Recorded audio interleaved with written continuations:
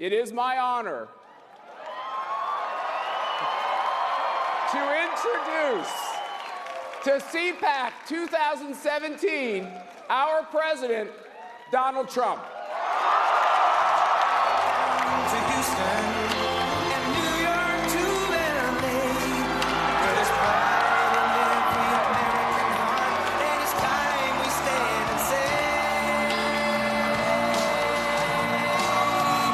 I'm proud to be an American, where at least I know I'm free, and I won't forget the men who died, who gave their life to me, and I gladly stand up next to you and defend her still today. 'Cause there ain't no doubt I love this land. God bless the USA. Thank you, everybody. So great to be with you. Thank you. Great to be back at CPAC. It's a place I have really... I love this place. Love you people. So thank you. Thank you very much. First of all, I want to thank Matt Schlapp and his very, very incredible wife and boss, Mercedes, who have been fantastic friends and supporters, and so great when I watch them on television defending me. Nobody has a chance. So I want to thank Matt and Mercedes. And when Matt called and asked, I said, absolutely, I'll be there with you. I mean, the real reason I said it, I didn't want him to go against me, because that one you can't beat. So I said absolutely, and it really is an honor to be here. I wouldn't miss a chance to talk to my friends. These are my friends.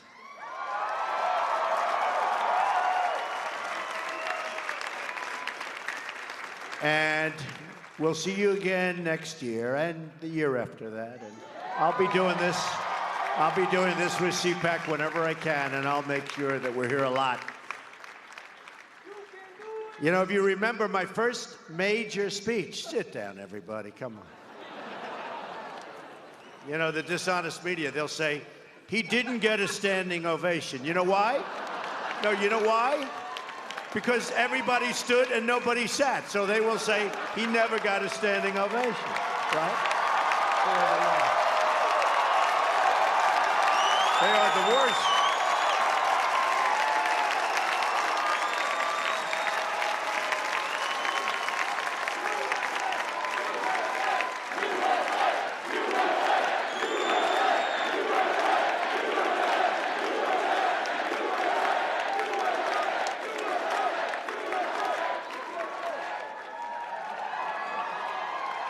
So, sit down. Donald Trump did not get a standing ovation. They leave out the part, they never sat down. They leave that out. So I just want to thank. But you know, my first major speech was at CPAC, and probably 5 or 6 years ago. First major political speech. And you were there. And it was, I loved it. I loved the people. I loved the commotion. And then they did these polls where I went through the roof, and I wasn't even running, right? But it gave me an idea.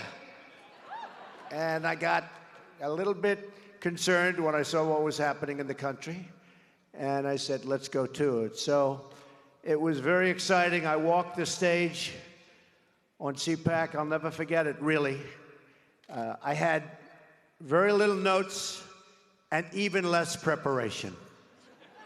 So when you had practically no notes and no preparation, and then you leave and everybody was thrilled, I said, I think I like this business. I would have come last year, but I was worried that I would be, at that time, too controversial. We wanted border security. We wanted very, very strong military. We wanted all of the things that we're going to get, and people considered that controversial, but you didn't consider it controversial. So I've been with CPAC for a long time. All of these years we've been together, and now you finally have a president. Finally. Took you a long time. Took you a long time.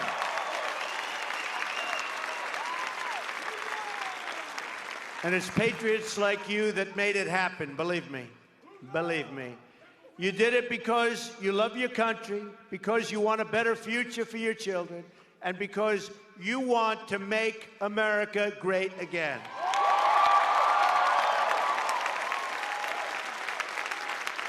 The media didn't think we would win. The pundits, you're right, they had an idea. The pundits didn't think we'd win. The consultants that suck up all that money, oh, they suck it up. They're so good. They're not good at politics, but they're really good at sucking up people's money. Especially my opponents, because I kept them down to a minimum. But the consultants didn't think we would win.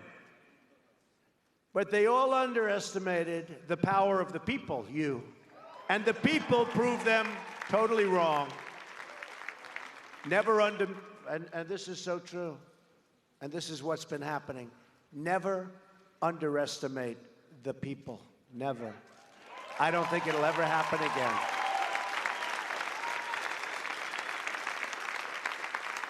And I want you all to know that we are fighting the fake news. It's fake, phony, fake.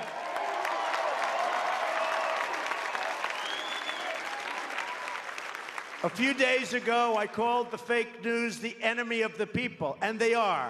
They are the enemy of the people.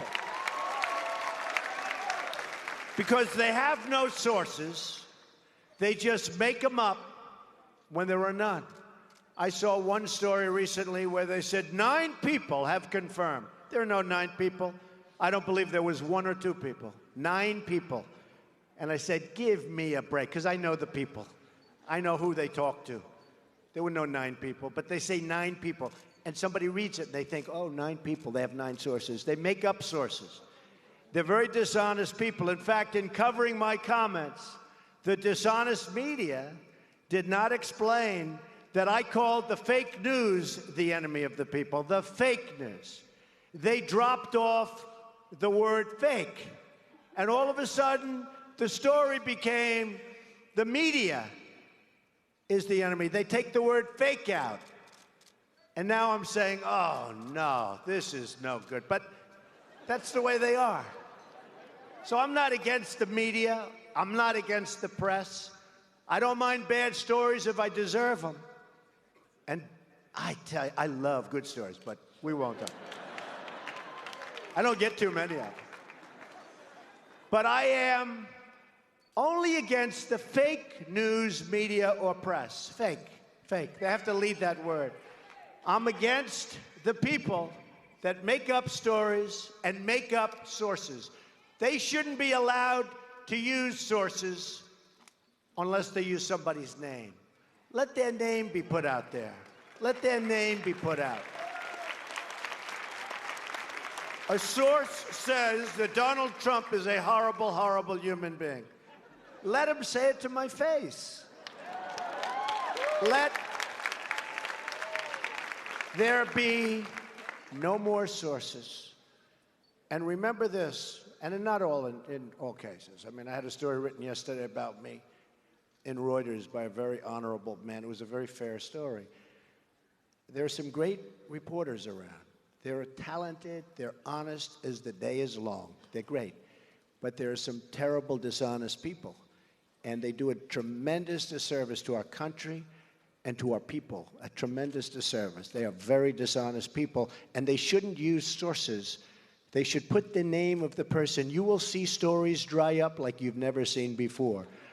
So you have no idea how bad it is, because if you are not part of the story, and I put myself in your position sometimes, because many of you, you're not part of the story.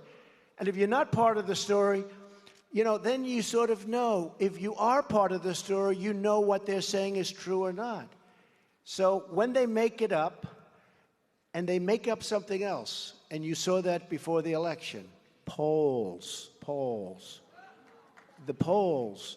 They come out with these polls, and everybody was so surprised. Actually, a couple of polls got it right. I must say, Los Angeles Times did a great job. Shocking, because, you know, they did a great job.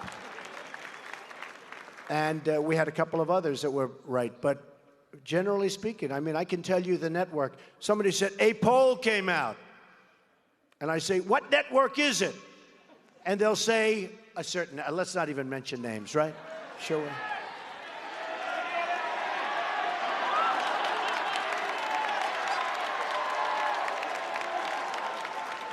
Well, you have a lot of them. Look, the Clinton News Network is one. Totally.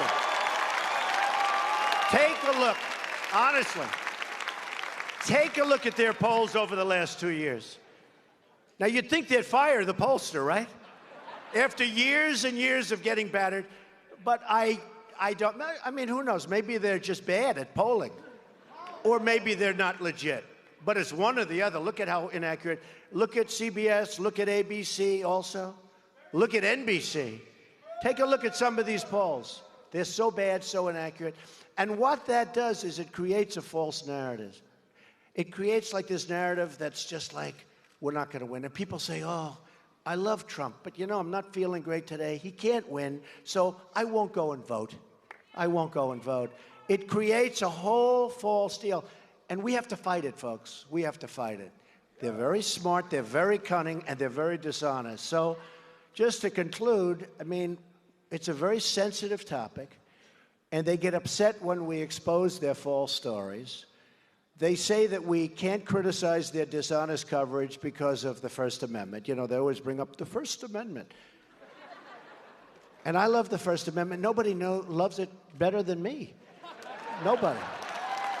I mean, who uses it more than I do?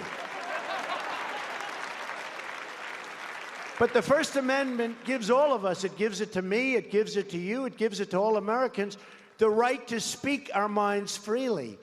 It gives you the right, and me the right, to criticize fake news and criticize it strongly.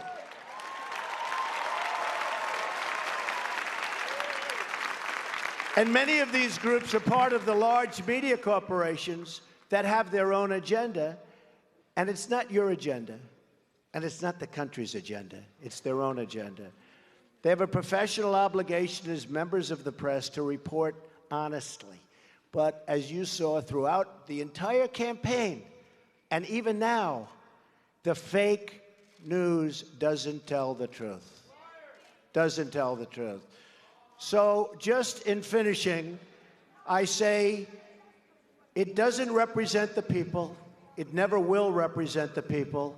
And we're going to do something about it because we have to go out and we have to speak our minds and we have to be honest. Our victory was a win like nobody has ever seen before.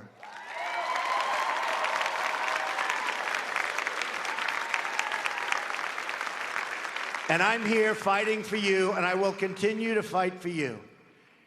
The victory and the win was something that really was dedicated to a country and people that believe in freedom, security, and the rule of law. Our victory was a victory and a win for conservative values. And our victory was a win for everyone who believes it's time to stand up for America, to stand up for the American worker, and to stand up for the American flag. Yeah, there we should stand up. Come on. There we should stand up. Okay.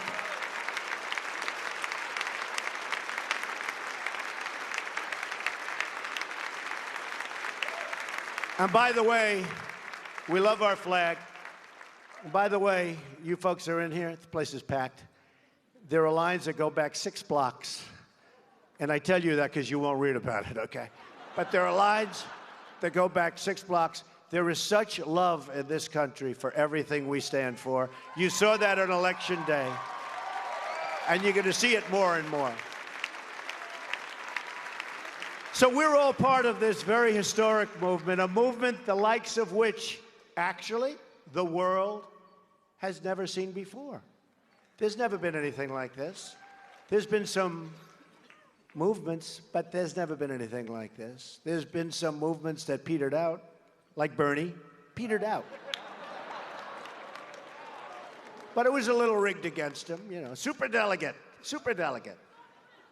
She had so many delegates before the thing even started. I actually said to my people, how does that happen? Not that I'm a fan of Bernie, but a lot of Bernie people voted for Trump. You know why? Because he's right on one issue, trade. He was right about trade. Our country is being absolutely devastated with bad trade deals. So he was right about that. But we got a lot of Bernie support. So actually, I like Bernie, okay? I like Bernie. But I'm here today to tell you what this movement means for the future of the Republican Party and for the future of America. First, we need to define what this great, great unprecedented movement is and what it actually represents. The core conviction of our movement is that we are a nation that put and will put its own citizens first.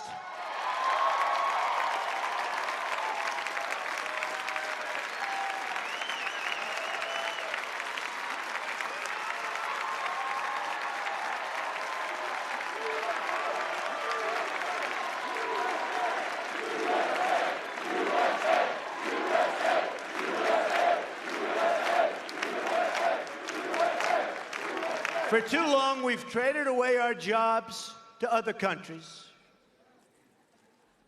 So terrible. We've defended other nations' borders while leaving ours wide open. Anybody can come in. Oh, we're going to build the wall. Don't worry about it. We're building the wall. We're building the wall. In fact, it's going to start soon. Way ahead of schedule. Way ahead of schedule. Way, way, way ahead of schedule. It's going to start very soon. General Kelly, by the way, has done a fantastic job. Fantastic job he's done. And remember, we are getting the bad ones out. These are bad dudes. We're getting the bad ones out. Okay? We're getting the bad. If you watch these people, it's like, oh, gee, that's so sad. We're getting bad people out of this country.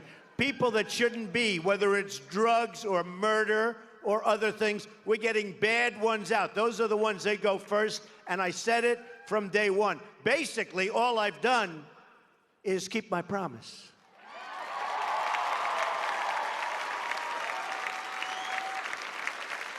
We've spent trillions of dollars overseas while allowing our own infrastructure to fall into total disrepair and decay.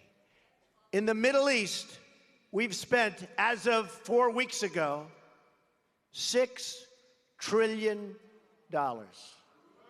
Think of it. And by the way, the Middle East is in what, I mean, it's not even close. It's in much worse shape than it was 15 years ago.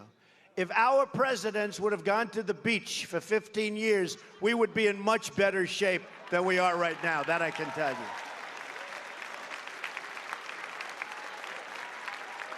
Be a hell of a lot better. We could have rebuilt our country 3 times with that money. This is the situation that I inherited. I inherited a mess, believe me.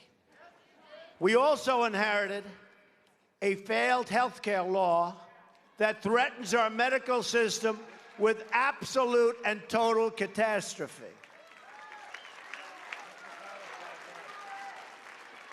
Now, I've been watching, and nobody says it, but Obamacare doesn't work, folks. I mean, I could say, I could talk.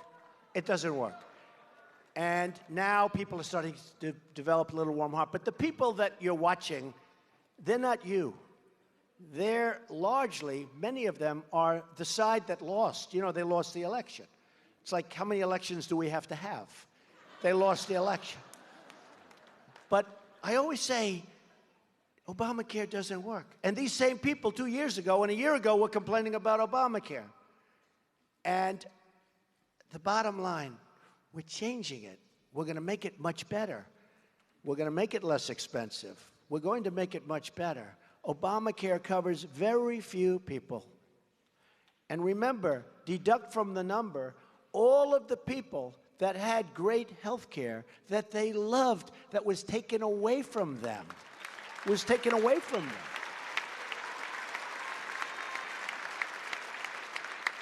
Millions of people were very happy with their health care. They had their doctor, they had their plan. Remember the lie? 28 times. You can keep your doctor. You can keep your plan. Over and over and over again, you heard it. So, we're going to repeal and replace Obamacare.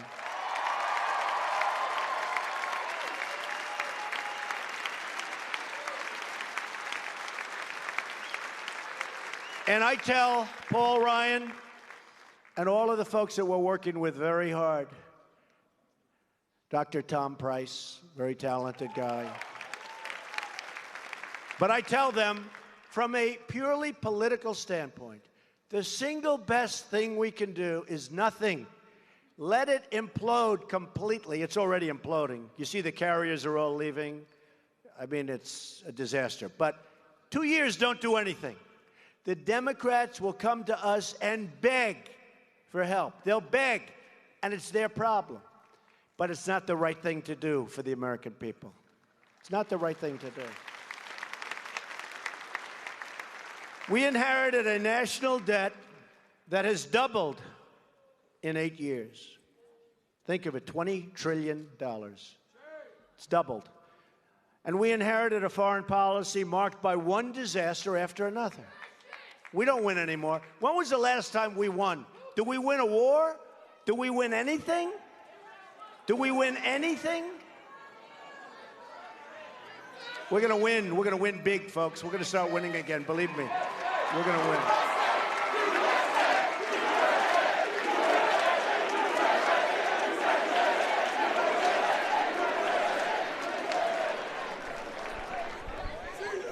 But we're taking a firm, bold, and decisive measure.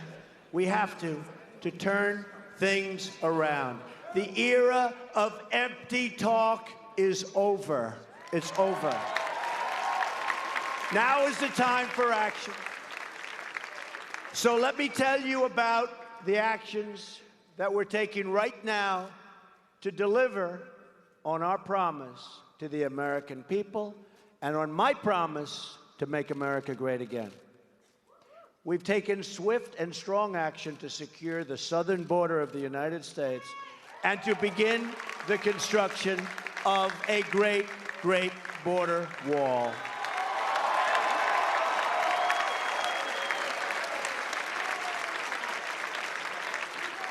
By doing this, and with the help of our great border police, with the help of ICE, with the help of General Kelly, and all of the people that are so passionate about this, our Border Patrol, I'll tell you what they do. They came and endorsed me. ICE came and endorsed me. They never endorsed a presidential candidate before. They might not even be allowed to. But they were disgusted with what they saw. And we'll stop it. We'll stop the drugs from pouring into our nation and poisoning our youth. Pouring in.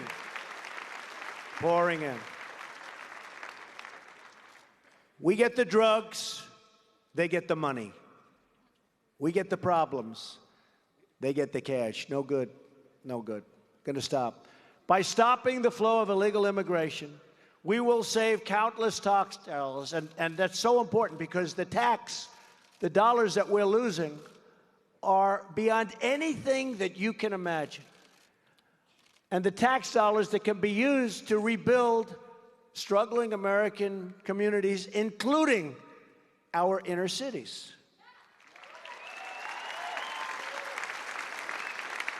We are also going to save countless American lives.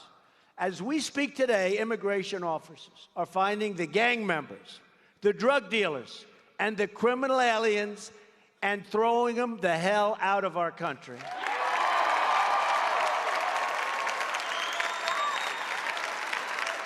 And we will not let them back in. They're not coming back in, folks. They do, they're going to have bigger problems than they ever dreamt of. I'm also working with the Department of Justice to begin reducing violent crime. I mean, can you believe what's happening in Chicago, as an example? 2 days ago, 7 people were shot, and I believe killed. 7 people. 7 people. Chicago, a great American city, 7 people shot and killed. We will support the incredible men and women of law enforcement.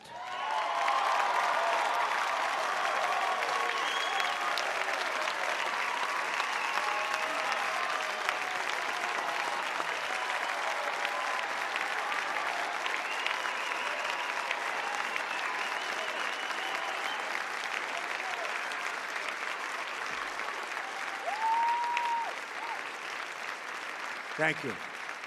And thank them. I've also followed through on my campaign promise and withdrawn America from the Trans-Pacific Partnership so that we can protect our economic freedom. And we're going to make trade deals, but we're going to do one-on-one, and if they misbehave, we terminate the deal, and then they'll come back and we'll make a better deal. None of these big quagmire deals that are a disaster. Just take a look, by the way, take a look at NAFTA, one of the worst deals ever made by any country having to do with economic development. It's economic undevelopment as far as our country is concerned. We're preparing to repeal and replace the disaster known as Obamacare. We're going to save Americans from this crisis and give them the access to the quality health care they need and deserve. We have authorized the construction, one day, of the Keystone and Dakota Access Pipeline. And issued a new rule.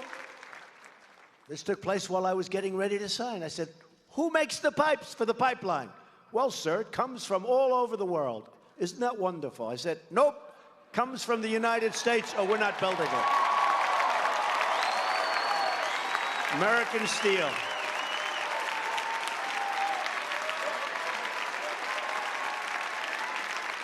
If they want a pipeline in the United States, they're going to use pipe that's made in the United States. Do we agree? But can you imagine, I told the story the other day. Can you imagine the gentleman, never met him, don't even know the name of his company. I actually sort of know it, but I want to get it exactly correct. Big, big, powerful company. They spent hundreds of millions of dollars on the pipeline. Same thing with the Dakota, different place. They got their approvals, everything in the case of Dakota, then all of a sudden they couldn't connect it because they had people protesting that never showed up before. But with the Keystone, so they spend hundreds of millions of dollars with bloodsucker consultants, you know, sucking the blood out of the company. Don't worry, I used them all my life, okay? Don't worry, we're going to get it approved. I'm connected, I'm a lobbyist, don't worry. Bottom line, Obama didn't sign it, right? Could be 42,000 jobs, somewhere around there, a lot of jobs. Didn't sign it. But can you imagine? He gave up. A year ago, it was dead. Now he's doing nothing. Calling his wife, hello, darling, I'm a little bored. You know, that pipeline, that has killed us. That has killed our company.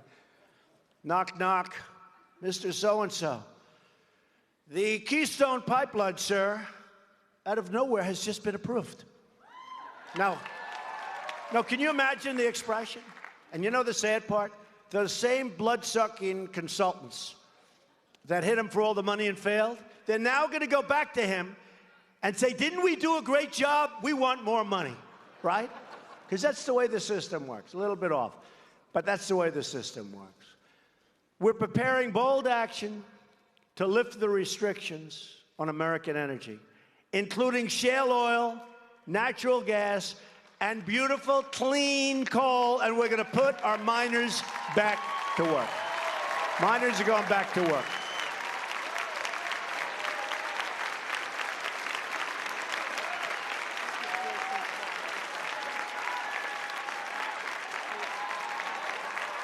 Miners are going back to work, folks.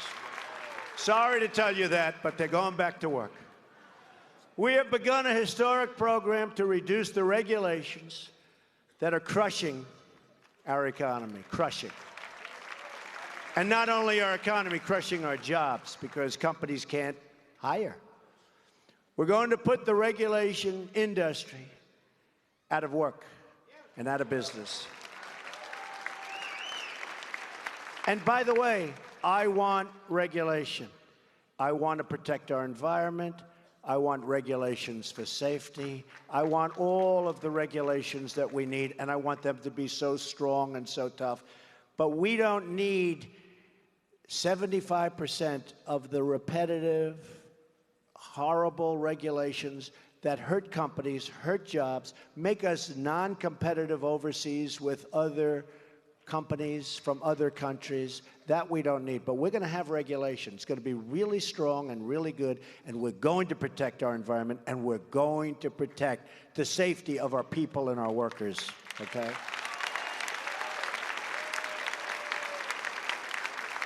Another major promise is tax reform. We are going to massively lower taxes on the middle class, reduce taxes on American business, and make our tax code more simple and much more fair for everyone, including the people and the business.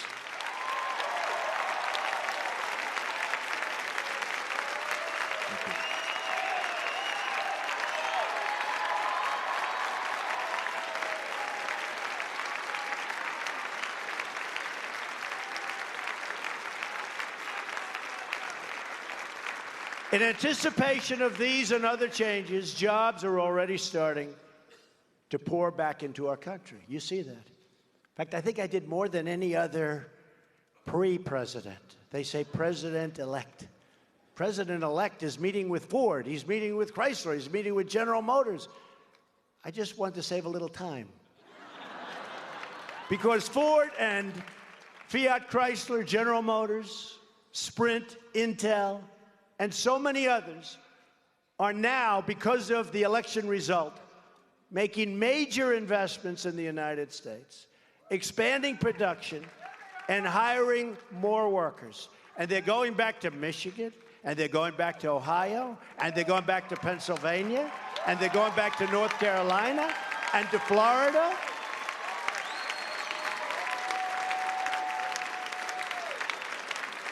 It's time for all Americans to get off of welfare and get back to work. You're going to love it. You're going to love it. You are going to love it.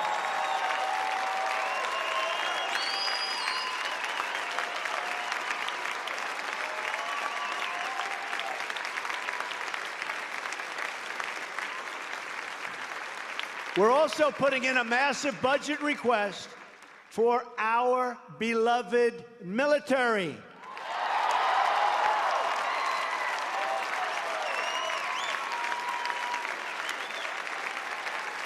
And we will be substantially upgrading all of our military, offensive, defensive, everything, bigger and better and stronger than ever before, and hopefully we'll never have to use it, but nobody's going to mess with us, folks. Nobody.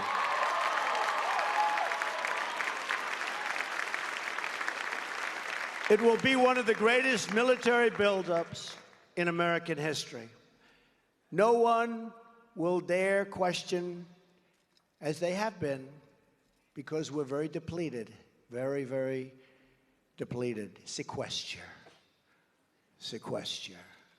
Nobody will dare question our military might again.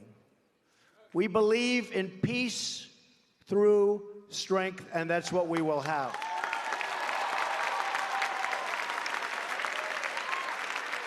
As part of my pledge to restore safety for the American people, I have also directed the defense community to develop a plan to totally obliterate ISIS.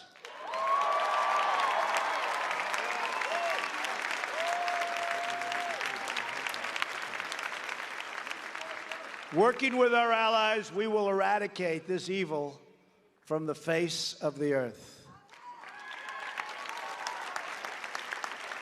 At the same time, we fully understand that national security begins with border security. Foreign terrorists will not be able to strike America if they cannot get into our country. And by the way, take a look at what's happening in Europe, folks. Take a look at what's happening in Europe. I took a lot of heat on Sweden.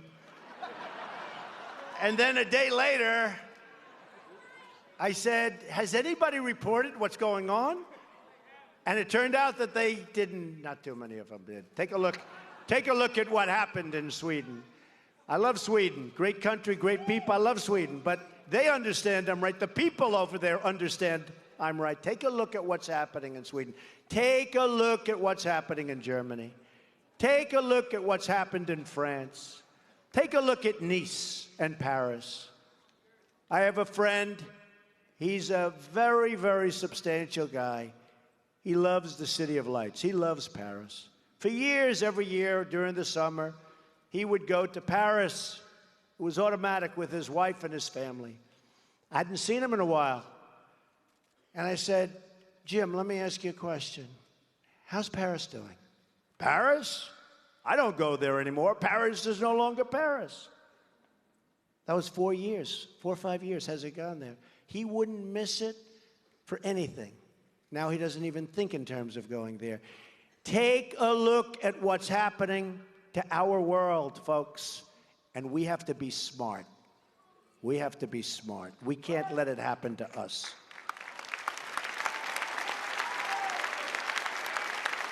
So let me state this as clearly as I can. We are going to keep radical Islamic terrorists the hell out of our country.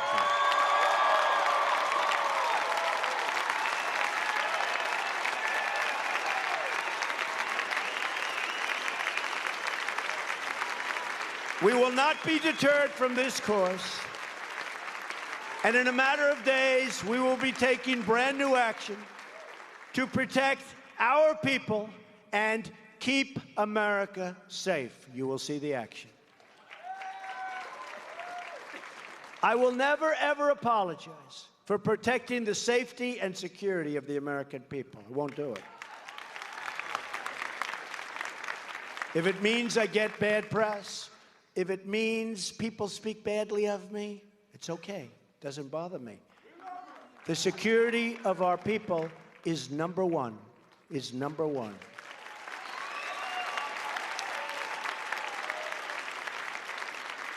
Our administration is running with great efficiency, even though I still don't have my cabinet approved. Nobody mentions that. Do you know I still have people out there waiting to be approved? And everyone knows they're going to be approved. It's just a delay, delay, delay. It's really sad. It's really sad. And these are great people. These are some great people. We still don't have our cabinet. I assume we're setting records for that. That's the only thing good about it, is we're setting records. I love setting records. But I hate having a cabinet meeting and I see all these empty seats. I said, Democrats, please approve our cabinet and get smart on health care, too, if you don't mind. But we're taking meetings every day with top leaders in business, in science, and industry. Yesterday, I had 29 of the biggest business leaders in the world in my office. Caterpillar Tractor, Campbell's Soup. We had everybody. We had everybody. I like Campbell's Soup.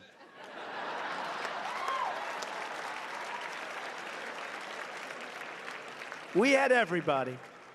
And we came to a lot of very good conclusions, and a lot of those folks that are in that room are going to be building big, big, massive new plants and lots of jobs. And you know what? They're going to be building them in this country, not in some other country. We're meeting with unions, meeting with law enforcement, and we're meeting with leaders from all around the world. Where the White House doors used to be totally closed. They were closed, folks. You don't realize that. They were closed. They're now wide open. And they're open for people doing business for our country and putting people to work.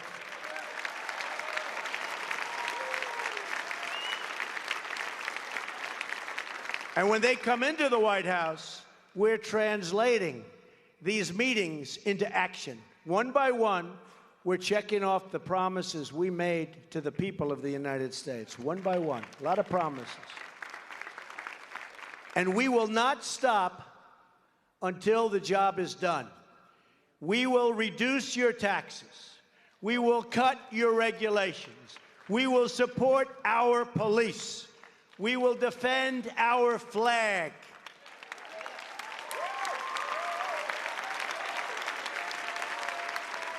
We will rebuild our military.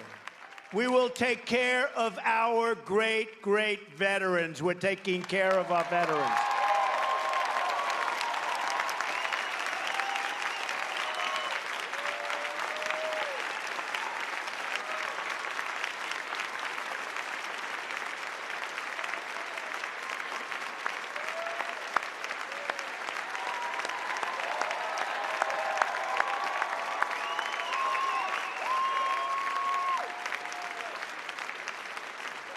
We will fix our broken and embarrassing trade deals that are no good. None of them. You wonder, where did the people come from that negotiated these deals? Where did they come from? Well, they came also from campaign contributions, I must be honest with you. They're not as stupid as you think. We will cut wasteful spending. We will promote our values.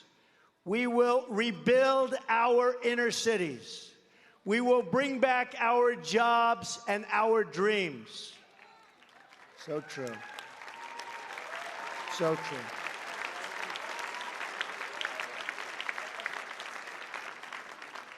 And by the way, we will protect our Second Amendment.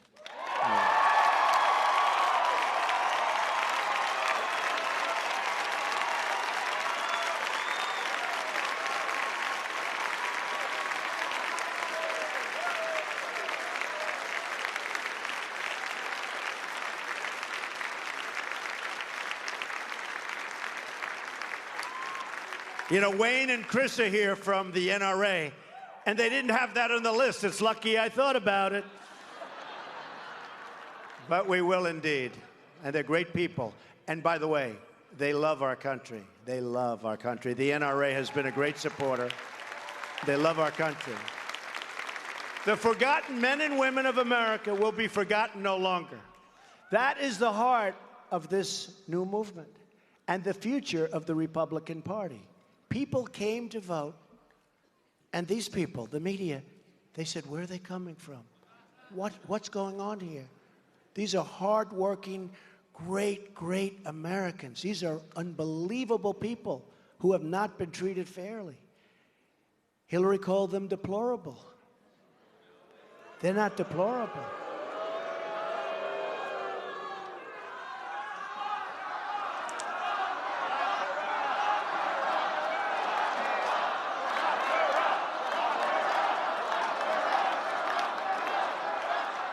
Who would have thought that a word was going to play so badly?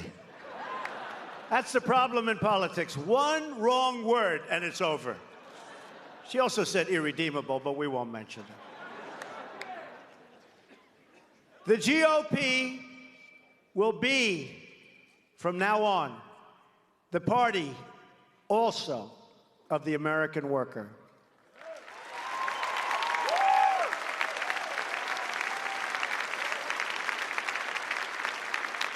You know, we haven't been, as a group, given credit for this. But if you look at how much bigger our party has gotten during this cycle, during the early days when we had 17 people running the primaries, millions and millions of people were joining. Now, I won't say it was because of me, but it was, okay? And we have an amazing, strong, powerful party that truly does want to see America be great again, and it will see it, and it's going to see it a lot sooner than you think, believe me, a lot sooner than you think.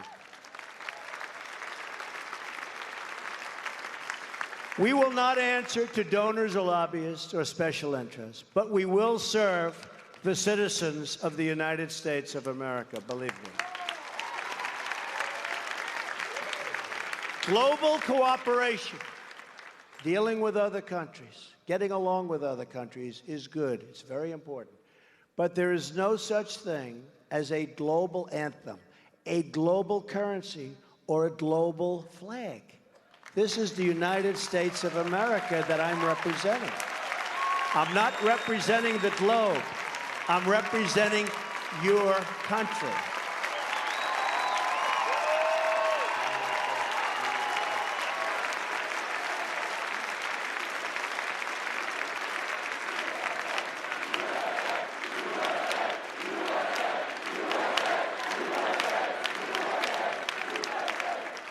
There is one allegiance that unites us all, and that is to America.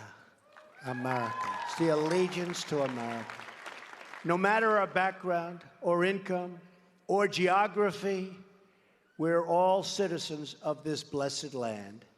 And no matter our color or the blood, the color of the blood we bleed, it's the same red blood of great, great patriots. Remember, great patriots. We all salute with pride the same American flag, and we all are equal, totally equal, in the eyes of Almighty God. We're equal.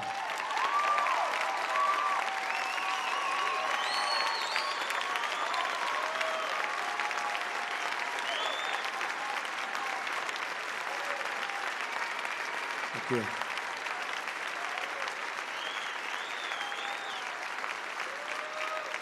And I want to thank, by the way, the evangelical community, the Christian community, communities of faith, rabbis and priests and pastors, ministers, because the support for me was a record, as you know, not only in terms of numbers of people, but percentages of those numbers that voted for Trump. So I want to thank you folks. That was amazing, an amazing outpouring. And I will not disappoint you. As long as we have faith in each other and trust in God, then there is no goal at all beyond our reach. There is no dream too large, no task too great. We are Americans, and the future belongs to us. The future belongs to all of you. And America is coming about, and it's coming back, and it's roaring, and you can hear it. It's going to be bigger and better. It is going to be. It is going to be. Remember. And it's roaring. It's going to be bigger and better and stronger than ever before.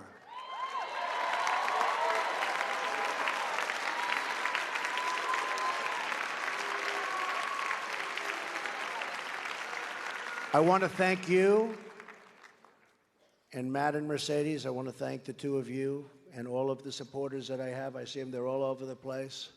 You are really great people. I want to thank you.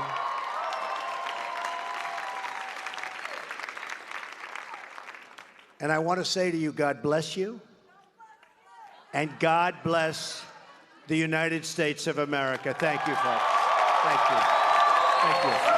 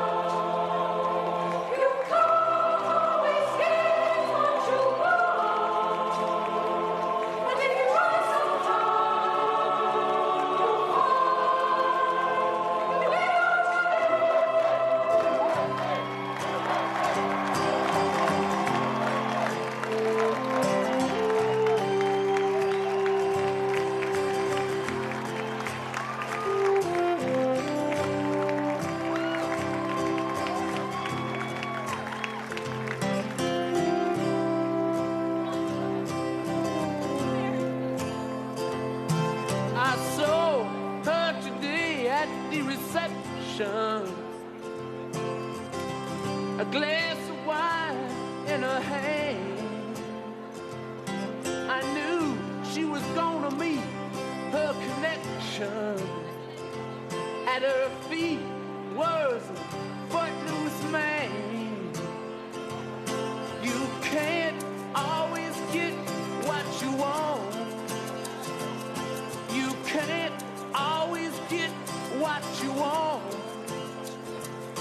You can't always get what you want. But if you try sometime,